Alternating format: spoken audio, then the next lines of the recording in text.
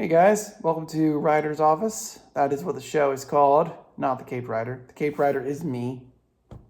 I thought today we would talk basically about what this show is or what this thing is. It's not really a show, it's more just a thing, project, exercise, thing, whatever that I make. This thing, this project that I'm making, this video archive. It started as a way for me to jumble free my creative thoughts so that I could write better. It's a creative exercise for me to talk my way through writer's block, which doesn't technically exist.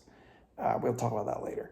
But basically, it's a way for me to talk through my ideas so I could jumble free or juggle free my thoughts. Get my thoughts clear and organized so that I can write better, write more clearly, express myself more better. More better, right? What do you want? It's early. Anyway, that's what this show project was originally about. As I've gone on, Writer's Office has transformed into writing advice, writing tips, which I'm really not that qualified to give, but I do anyway. Most writers do this kind of thing. Most writers like to get paid for it, but whatever. Most writers do this kind of thing as a way to raise awareness for their own books and to get a platform for themselves. And most writers, some writers are successful at this. And you know, it's not a bad gig. Not a bad little hustle there.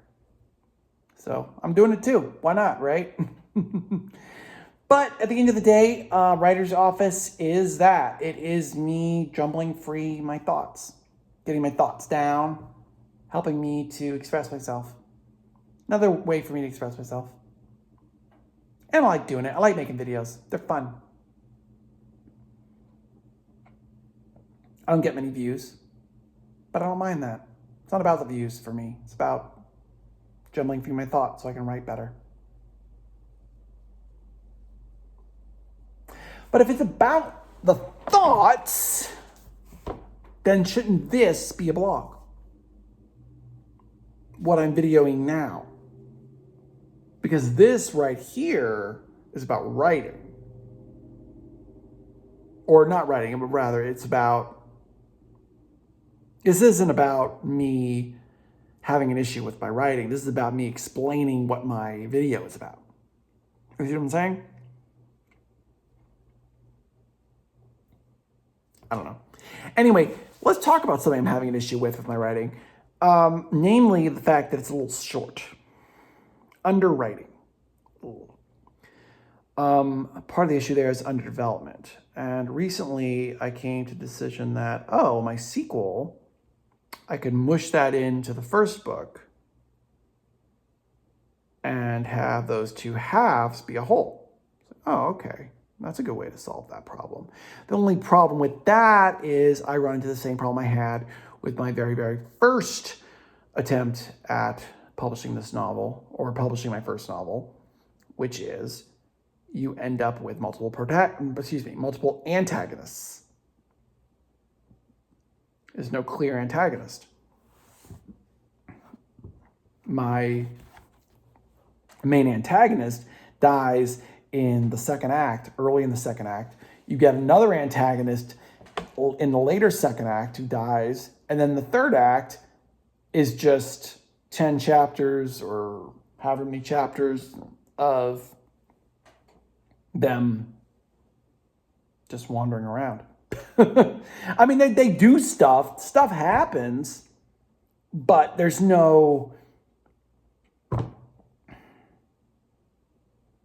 The main drive of the first part of the book is over. You see what I'm saying? And the next part of the book, the antagonist changes. Is that okay to do? I don't know. So I could see about that.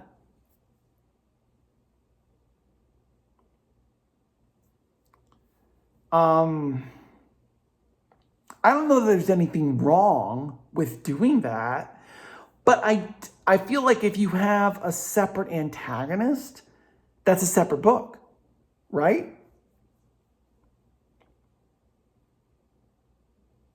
Although Return of the Jedi does that. And it's clunky. They have an antagonist for the first act is Jabba, and the second and third act is Vader Palpatine, right?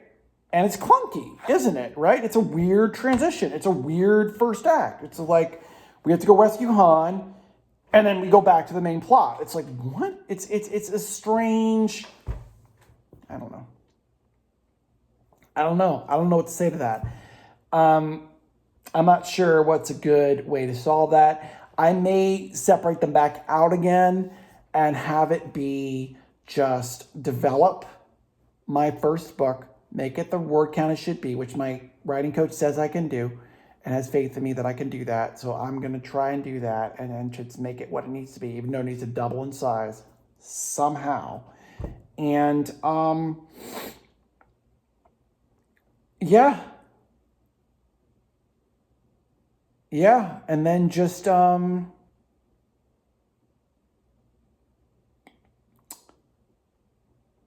let the second book be the second book. And then the third book can be, that's what I can do. That's what I can do. That way the third book can be the results of the other thing she does in the first. This isn't making sense to you if you even read the book, but it'll make sense when everything comes out. I know, I'm sorry, y'all. This is taking a long time. Books take a long time. That is something that a lot of my family and friends get frustrated, my family especially get frustrated with, because I've been talking about writing a book since I was like 10. So they're like, where's the book? Where's the book? Forgetting that, when you're 13, you're not going to be published when you're 18. Where aren't you published yet? They're asking when I'm 23. Like, guys, come on. Give me a break. I mean, let me graduate college first, okay? Come on. I don't know. Feeling's crazy. But whatever. It's okay. Anyway, more about this show. How does this show work? How does it operate? What's the formula? What are we doing here? Okay, here's how it works. I'm the caped writer. My name is William. Hi, I'm a fantasy writer living in Atlanta, Georgia. The name of the show is Writer's Office, The Writer's Office, whatever. The point of the show is so I can unscramble my thoughts and write better. And hopefully I can unscramble some of your thoughts as well, as a writer yourself or a reader who's curious about my brain or the brains of other writers. Whatever. Sometimes I do wear a cape. Usually I wear a geeky t-shirt to show my fandom. I do own a regular standalone cape.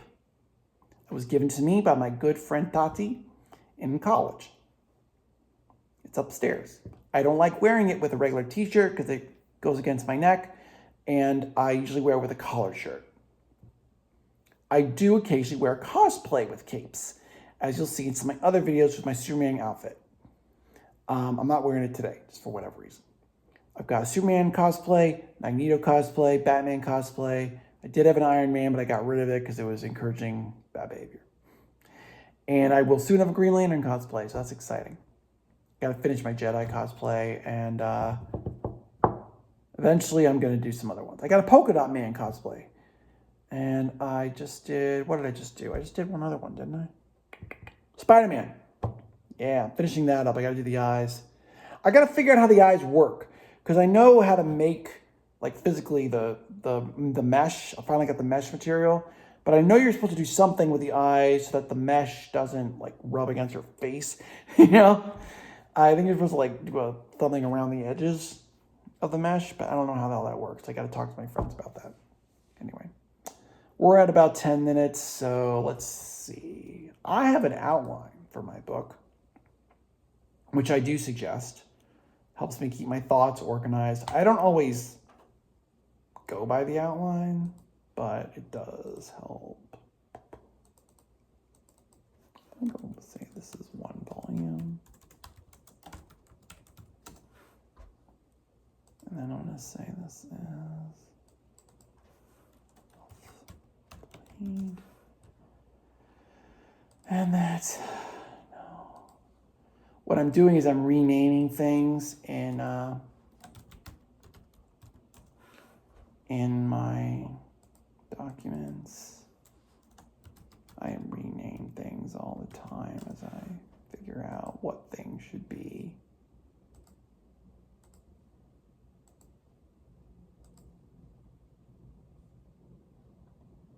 Mm-hmm.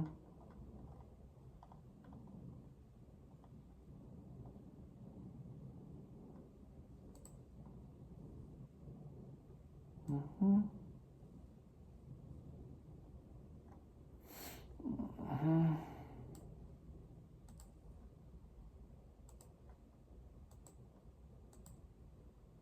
And then this up top. Copy. Oh no. Copy.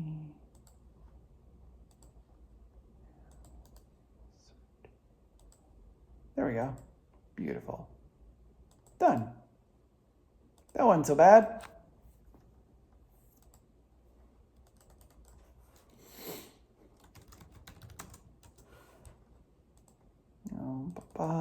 Done. Now that's only 17 chapters, but whatever. I'll fix that later. Delete.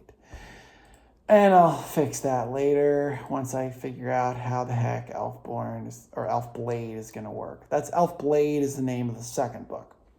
Elfborn, first book. Elfblade, second book. Elfborn, first book. I just said that.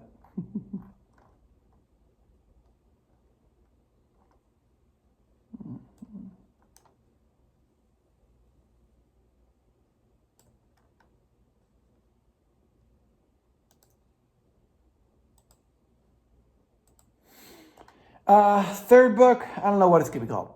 Probably Elf War or something. They always end with a freaking war, don't they? These fantasy novels. It's kind of annoying. It's like, not everything has to be a war, you guys. Not every fantasy epic has to culminate with a war. They don't always have to be war stories. Isn't that weird? Fantasy novels, they always culminate with a war. Like, not all stories are war stories. Why is that? Is that weird to anyone else? Like, okay, here are the three weird what's the word? Not weird, but disturbing, I'm gonna say. Patterns I recognized in fantasy fiction growing up. Always a white dude. I guess that's two. Well, always white, always a dude, always a war. Now, the war part I liked as a kid, but I noticed right away, it's like, someone's a white guy. What's that about? And it's not like that, bothered me, but I mean, I am a white guy. So, and even when I write, and I'll admit it, and it's to make people uncomfortable. I don't really care. I'll admit it, my default is white guys. It just is. My brain goes there, and I have to intentionally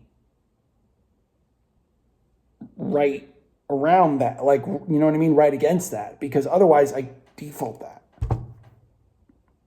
Because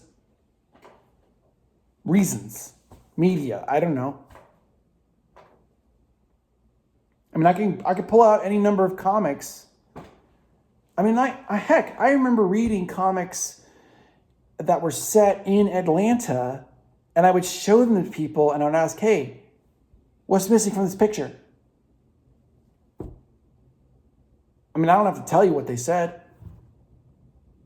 Hint. Yeah.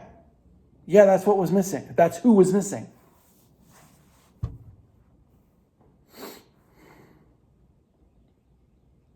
And they say DEI is bad.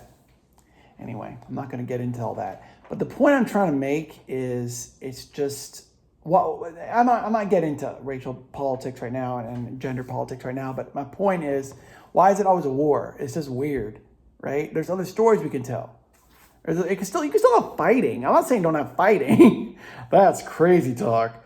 But you can do other stories. You can still have a war in the background if you want. That would be cool. But have it be a more personal battle. Like the war's happening in the background, but have the main character trying to find something while the war's going on. You know what I mean? Like something like that, or trying to get away from the, like something, put a spin on it. Like everything's got to be like I just remember in the early 2000s or mid 2000s, whatever it was, there was this trend where they were doing these epic, his pseudo-historical movies, King Arthur really movies, where every movie had to have a battle scene and had to have some inspiring speech. And most of the speeches were bad, and most of the battle scenes were fine. They were fine. I remember King Arthur, the King Arthur movie with Keira Knightley and what's his name? I forget his name. He used to be in like every movie for a while there. He was in King Arthur, and he was Clive Owen, that's his name. You remember him. He was in every movie, and then he was in no movies, and now he's in nothing. He was in everything, and now he's in nothing. Yeah, he was in Sin City. He was in King Arthur. He was in Closer. He was in Shoot 'Em Up. Now he's in nothing. And Keira Knightley's still in everything, so good for her. Anyway, I think she is anyway. What's her name? What was I gonna say? I don't remember. Yeah, King Arthur's doing this speech to like 4 other guys. We must fight these evil heathen Saxons, and we're gonna do a thing. This epic speech to 4 dudes. Like, what are you doing? Just say like, all right, guys, let's go. Just say that. There's like 5 of you. What are you doing? Giving a speech to 5 guys. Like, dude, we know you. Just let's go. It's the dumbest thing. No. Anyway.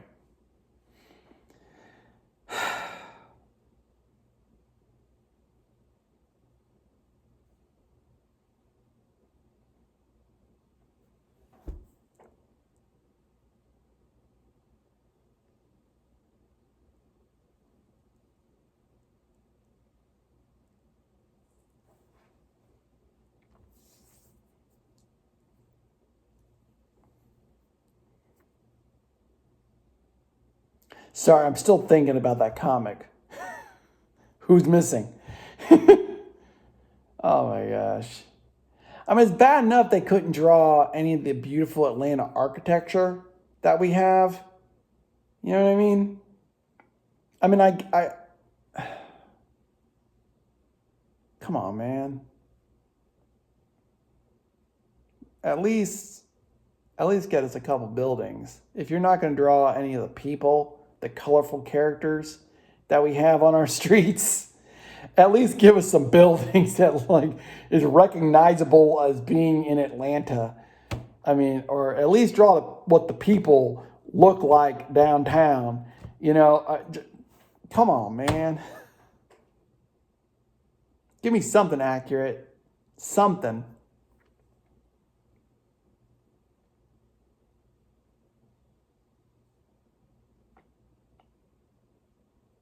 And people just figure, oh, it's Atlanta, whatever. Everything looks like Toronto. No, it doesn't. No, it doesn't. I was so excited when Constantine was set in Atlanta, at least that first couple episodes. I was like, yeah. King Queen building with the lightning strikes. I was like, oh, yeah, this is awesome. I was so excited for that. Even Walking Dead. I didn't really watch Walking Dead. Sorry. I'm not into zombies. I'm like, zombies, whatever.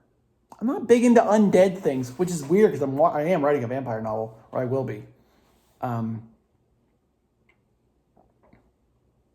just not big into it. Just kind of bad, right? You're not into a genre, but you're writing in the genre. It's not good. To read in the genre. Oh, anyway, we're about 20 minutes in. I think we should probably call it.